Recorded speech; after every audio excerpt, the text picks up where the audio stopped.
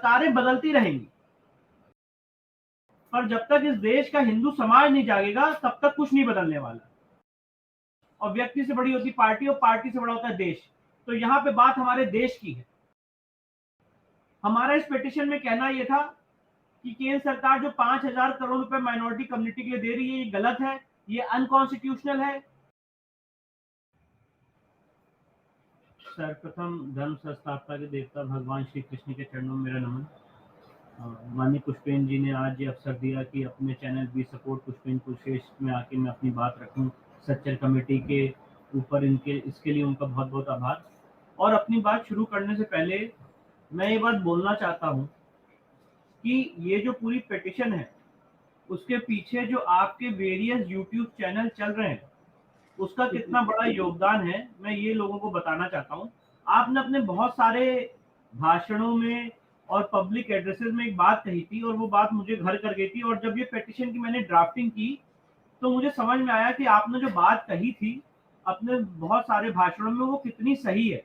आपने बात ये कही थी कि सरकारें बदलती रहेंगी, सरकारों का काम अपनी तरह से चलता रहता है, पर जब तक इस देश का हिंदू समाज नहीं जागेगा तब तक कुछ नहीं बदलने वाला।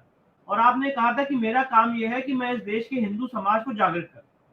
आज जब मैं इस केस के फैक्ट्स आपके सामने रखूंगा तो मुझे लगता है जो आपने बातें कही थी अपने पब्लिक एड्रेस में वो पूरी हूबहू एकदम सही होंगी, जिससे लोगों को ये समझ में आएगा कि सरकारें बदलती रही, चेंज होती रही, पर ब्यूरोक्रेसी वैसे ही चल रही है, वही पैटर्न चल रहा है, वही ढर्रा चल रहा है।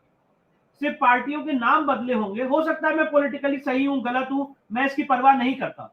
जब हम यहाँ पे बात हिंदू समाज की, हिंदू जनभावनाओं की, मेजॉरिटी कम्युनिटी की कर रहे हैं तो बात पॉलिटिक्स से परे हो जाती है, क्योंकि व्यक्ति से बड़ा देश होता है और देश से बड़ा कुछ नहीं होता। एक पार्टी से बड़ी होती है देश, और व्यक्ति से बड़ी होती पार्टी, और पार्टी से बड़ा होता है देश। तो यहाँ पे बात हमारे देश की है, हमारे हिंदू समाज की है, और कैसे हिंदू समाज को छला जा रहा है ये बात मैं आपके सामने रखना चाहता हूं। अब मुद्दा ये है कि हमने सुप्रीम कोर्ट में एक पिटीशन फाइल की, और वो पिटीशन का नंबर है, जितनी बातें बोलूंगा ऑन रिकॉर्ड विद फैक्ट्स बोलूंगा, कोई भी चीज अगेंस्ट द पब्लिक रिकॉर्ड नहीं है। हमने पिटीशन फाइल की सुप्रीम कोर्ट में, जिसका नंबर है रिट पिटीशन संख्या 1568 ऑफ 2019। केस का नाम है Neeraj Shankar Saxena versus union of India. और इस केस में हमने जो केंद्र सरकार 5,000 करोड़ रुपए का बजट माइनॉरिटी कम्युनिटी के लिए दे रही है उसको हमने चैलेंज किया। हमारा इस पिटीशन में कहना यह था कि केंद्र सरकार जो 5,000 करोड़ रुपए माइनॉरिटी कम्युनिटी के लिए दे रही है, ये गलत है, ये अनकॉन्स्टिट्यूशनल है, ये आर्टिकल 29-30 के बियॉन्ड है, ये आर्टिकल 14 का वायलेशन है, और मेजॉरिटी कम्युनिटी डिस्क्रिमिनेटेड फील कर रही है कि ऐसी कोई भी स्कीम स्पेसिफिकली मेजॉरिटी कम्युनिटी के लिए नहीं है।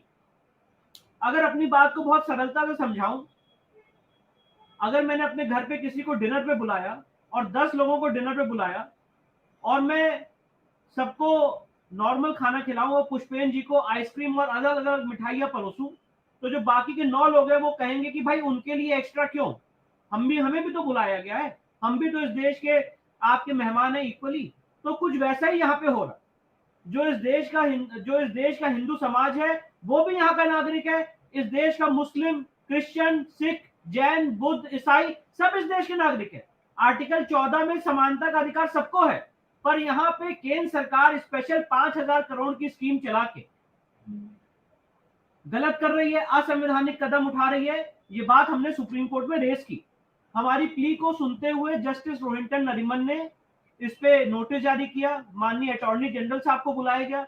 अटॉर्नी जनरल साहब ने कोर्ट में कहा कि ये बहुत इंपॉर्टेंट इशू है और इसको 5 जजेस को भेजा जाना चाहिए, कॉन्स्टिट्यूशनल पीठ को भेजा जाना चाहिए। बहरहाल उस बीच में कोविड आ गया, इस मामले की सुनवाई नहीं हो पाई।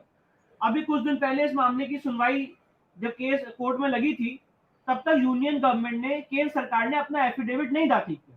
हमने कोर्ट में पॉइंट आउट किया कि केंद्र सरकार को इसमें अपना एफिडेविट दाखिल करना है। उसके बाद केंद्र सरकार ने अपना एफिडेविट दाखिल किया, और केंद्र सरकार ने अपने एफिडेविट में यह कहा कि हम 5,000 करोड़ रुपए सच्चर कमेटी के आधार पे दे रहे हैं। ये मेरा एफिडेविट नहीं है, ये केंद्र सरकार का एफिडेविट सुप्रीम कोर्ट में है। अब वो एफिडेविट क्यों आया, क्यों नहीं आया मैं उसमें नहीं जाना चाहता। मैं ये बात कहना चाहता हूं जो आपने बराबर अपने बहुत सारे भाषणों में कही है, उसी बात से रिलेट कर रहा हूं कि सरकारें चलती रहती हैं, पर इस देश के हिंदू समाज को जागना होगा, वो बहुत जरूरी। तो केंद्र सरकार ने ये एफिडेविट सुप्रीम कोर्ट में फाइल किया कि 5,000 करोड़ रुपए हम सच्चर कमेटी के आधार पर दे रहे हैं, जो माइनॉरिटी इंक्लूसिवनेस की पॉलिसी है उसके आधार पर दे। और मैं ये भी बताना चाहता हूं, उसके बाद अपनी बात को आगे ले जाऊंगा, लोगों को पता होना चाहिए ये 5,000 करोड़ रुपए कैसे खर्च हो रहे। नाम माइनॉरिटी है, पर बेसिकली ज्यादातर सिर्फ एक धर्म विशेष के लोगों को दिया जा रहा है। जैसे फॉर एग्जाम्पल वक्फ के लिए इंटरेस्ट फ्री लोन दिया जा रहा है वक्फ प्रॉपर्टीज को डेवलप करने के लिए। इसके बाद वक्फ प्रॉपर्टी को प्रमोट करने के लिए उनके कमर्शलाइजेशन के लिए पैसा दिया जा रहा है। प्री मैट्रिक स्कॉलरशिप दी जा रही है, पोस्ट मैट्रिक स्कॉलरशिप दी जा रही है, इंटरेस्ट सब्सिडी दी जा रही है एजुकेशनल लोन्स में, ओवरसीज स्टडीज में, यूपीएससी के लिए तैयारी के लिए बेनिफिट दिए जा रहे हैं, स्किल डेवलपमेंट किया जा रहा है, नई मंजिल के तहत इंटीग्रेटेड एजुकेशन और लाइवलीहुड इनिशिएटिव्स करे जा रहे हैं, अपग्रेडिंग स्किल्स किया जा रहा है। इसके बाद नेशनल कमीशन ऑफ माइनॉरिटीज पे पैसा खर्च हो रहा है, मौलाना आजाद एजुकेशनल फाउंडेशन पे पैसा खर्च हो रहा है। ऐसे करके विभिन्न तरीके से ये योजनाएं चलाई जा रही हैं, जिसमें कुछ योजनाएं कौमी व बोर्ड तरक्की स्कीम्स के तहत भी चलाई जा रही हैं। तो हमने ये सवाल उठाया कि ये योजनाएं क्यों चल रही, ये टैक्स पेयर मनी है। आर्टिकल 27 का वायलेशन है। भारतीय संविधान का आर्टिकल 27 स्पेसिफिक रूप से कहता है कि आप टैक्स पेयर्स का मनी किसी धर्म विशेष के लिए खर्च नहीं कर सकते। तो जब हमने ये पिटिशन फाइल की तो इसमें केंद्र सरकार ने अपना हलफनामा दाखिल किया और हलफनामा दाखिल करके ये कहा कि ये पैसा इसलिए दिया जा रहा है क्योंकि सच्चर कमेटी ने ऐसी बात कही है, उनके रिकमेंडेशंस को मानते हुए इंक्लूसिवनेस की थ्योरी के आधार पे हम ये पैसा खर्च कर रहे हैं। अब सवाल ये उठता है, अब थोड़ा हम लोग इतिहास में पहले चलते हैं और जरा इतिहास को खंगालते हैं और टटोलते हैं कि क्या संविधान इसकी इजाजत देता है। मेरी बात जितनी है मैं लीगल है, मैं कोई पॉलिटिकल बात नहीं करना चाहता हूँ। ये हमारे सामने कॉन्स्टिट्यूशन असेंबली डिबेट्स है, जो भी चाहे इसको पढ़ सकते हैं। Constitution assembly debates book number 3 volume 8, ये नेट पे भी अवेलेबल है। 16 मई 1949 से 16 जून 1949 तक ये डिबेट्स हैं। ये कोई भी लिख सकता है और इसको अपना पढ़ सकता है, नेट पे भी अवेलेबल। अब इसमें क्या कहा, जब माइनॉरिटी में, मैं ये बताना चाहता हूँ, ड्राफ्ट कॉन्स्टिट्यूशन में माइनॉरिटीज को बहुत सारे राइट्स दिए गए थे और मैं बहुत सारे इधर सच्चर कमेटी की रिट पिटिशन दाखिल करने के बाद बहुत सारे मीडिया चैनल्स में भी गया, तो तहसीन पूनावाला जी और बहुत सारे लोगों ने डिबेट में बात रखी, जिसकी जितनी आबादी उसका उतना शेयर, ये बात रखी गई मीडिया चैनल। तो मैंने इसका काफी अध्ययन किया, तो ये जो कॉन्सेप्ट था जिसकी जितनी आबादी उसका उतना शेयर, ये बात ड्राफ्ट कॉन्स्टिट्यूशन में मिलती है। ड्राफ्ट कॉन्स्टिट्यूशन में मिलती है आर्टिकल 292 से आर्टिकल 299 तक, जिसमें यह था कि लोकसभा में उनके लिए रिजर्व सीट्स रहेंगी मुस्लिम कम्युनिटी के लिए। उसके बाद उनके लिए स्पेशल ऑफिसर बनाया जाएगा, रिजर्वेशन की व्यवस्था थी। और आर्टिकल 299 में उनके लिए स्पेशल ऑफिसर की व्यवस्था थी कि वो देखेगा कि जो भी स्कीम्स या सेफगार्ड्स ड्राफ्ट कॉन्स्टिट्यूशन में दिए हुए हैं वो सही से इंप्लीमेंट हो रहे हैं कि नहीं। और जब इस देश का बंटवारा हुआ उसके बाद, जिनको हम लोग कहते हैं संविधान निर्माता, founding fathers of Indian constitution, उन्होंने संविधान सभा में क्या बात रखी, वो कुछ 4 महानुभावों की बातें मैं आपके सामने विद पेज नंबर, डेट्स और उनके एग्जैक्ट वर्ड्स यहां बताना चाहता हूं कि लोग समझ लें कि संविधान सभा का मंशा क्या थी। क्योंकि संविधान का इंटरप्रिटेशन विष्णु शंकर जैन का इंटरप्रिटेशन नहीं है, ना पुष्पेंद्र कुलशेष का इंटरप्रिटेशन है। संविधान का जो भी इंटरप्रिटेशन होता है वो कॉन्स्टिट्यूशन असेंबली के डिबेट्स के आधार पे होता है। कोई भी वकील होगा सुप्रीम कोर्ट का, अगर वो कहेगा कि कोई भी मैटर अगर आर्ग्यूमेंट करने जाएगा तो वो हमेशा ये देखेगा कि संविधान सभा में क्या मंशा थी। तो मैं यहाँ पे संविधान सभा की मंशा आपके सामने रखना चाहता हूँ। बंटवारे के बाद जो फाइनली इस ड्राफ्ट कॉन्स्टिट्यूशन में आर्टिकल 292 से 299 के ऊपर हुई चर्चा, और उसमें क्या कहा गया। अब इसके सबसे पहले संविधान सभा की डिबेट की डेट नोट कर ले सब लोग, 25 मई 1949। वॉल्यूम नंबर 8 पेज नंबर 269 से 309, 25 मई 1949, वॉल्यूम नंबर 8 पेज नंबर 269 से 309। और ये जनाब एस.सी. मुखर्जी ने संविधान सभा में क्या कहा है, वो 4-5 लाइनें इंग्लिश में बताता हूं, उसके बाद उसको हिंदी में भी ट्रांसलेट करूंगा। सर, इन कंसिडरिंग, कोट कर रहा हूं, sir, in considering whether the household accepted recommendations of the advisory committee and the resolution placed before it by Sardar Patel, there are two questions which it seems to me the house should ask itself. The first is, are we really honest?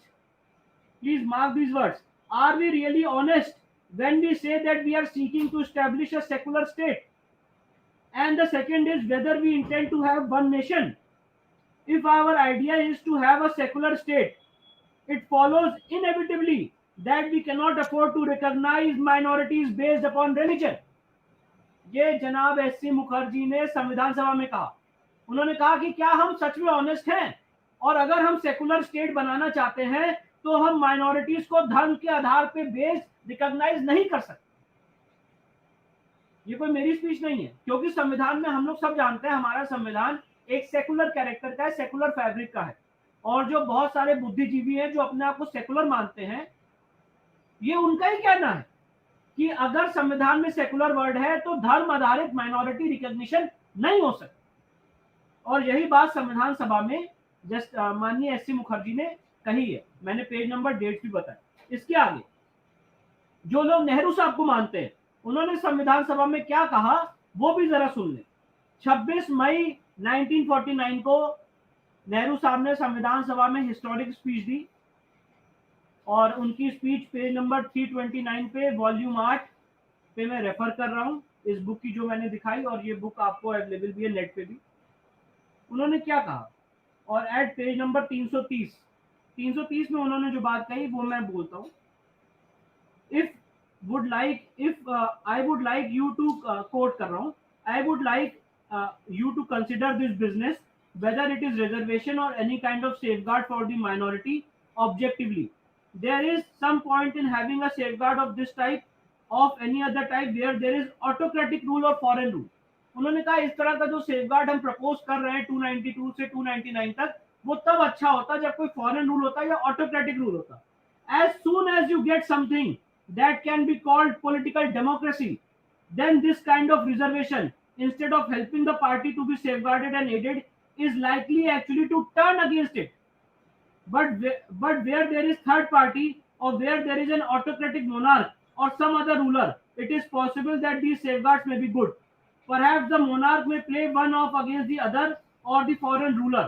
But where you are up against a full-blooded democracy, if you seek to give safeguards to minorities and a relatively small minority, you isolate it.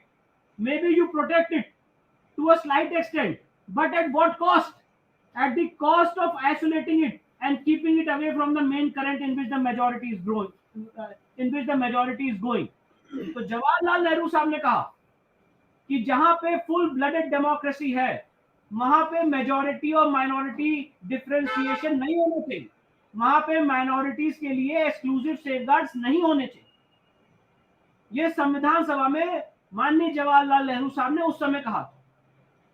इसके बाद सरदार वल्लभ भाई पटेल ने क्या speech दी थी 26 मई 1949 को, page number 351 volume number 8। उन्होंने कहा, I remember that the gentleman who move the motion here last time in August 1947 when asking for separate electorates, I believe said that the Muslims today were very strong, well-knit and well-organized minority. ये बता रहे हैं कि जिस आदमी ने 1947 अगस्त 1947 में proposal move किया था मुस्लिम्स के लिए सेपरेट इलेक्टोरेट का, तो उन्होंने ये तर्क रखा था कि मुस्लिम बहुत स्ट्रांग है, वेल निट है, वेल ऑर्गेनाइज्ड माइनॉरिटी है। Very good. अब आगे क्या कह रहे हैं Sardar Patel, very good, a minority that could force the partition of the country is not a minority at all. Sardar Patel कह रहे हैं a minority that could force the partition of the country is not a minority at all. वाह वाह, क्या बात, क्या बात। इस देश का बंटवारा कर दे वो माइनॉरिटी नहीं हो सकती है। ये मेरा कहना नहीं है, ये सरदार पटेल का कहना है, संविधान सभा में रिकॉर्डेड है। Why you think that you are minority. If you are strong, well knit, well organized minority, why do you want to claim safeguards? Why do you want to claim privileges? It was all right when there was a third party, but that is all over. The dream is a mad dream and it should be forgotten altogether. ये सरदार पटेल ने संविधान सभा में कहा। इसके बाद KM. Munshi साहब ने भी इस प्रपोजल पे डिस्कशन किया और फाइनली आर्टिकल 292 से 299 तक ड्रॉप किया गया। तो जो बात इस देश का मुसलमान आज कह रहा है कि जिसकी जितनी आबादी उसको उतना शेयर मिले, लोकसभा में 80 सीटें मिले, स्पेशल सेफगार्ड मिले, वो दबा हुआ है, कुचला हुआ है, ये सारी मांगे संविधान सभा स्पेसिफिकली रिजेक्ट कर चुकी है। और मुझे कोई भी लॉ का विद्वान बताए पूरे संविधान में आर्टिकल 30 के अलावा कहां माइनॉरिटी शब्द यूज है? आर्टिकल 30 के अलावा संविधान में कहीं भी माइनॉरिटी शब्द यूज नहीं। और उसमें उनको क्या राइट्स दिए कि आप अपने एजुकेशनल इंस्टीट्यूशंस बना सकते हैं, सिर्फ इतने राइट्स दिए। तो ये जो पूरा काम कोई भी सरकार कर रही है, ये सिर्फ संविधान विरोधी नहीं है, संविधान की मूल भावना के खिलाफ है। जब संविधान ने उनको राइट्स नहीं दिए कि आप कुछ स्पेशल काम करें या उनके लिए स्पेशल सोचें या उनको स्पेशल चश्मे से देखें, तो ऐसा काम कैसे किया जा सकता है?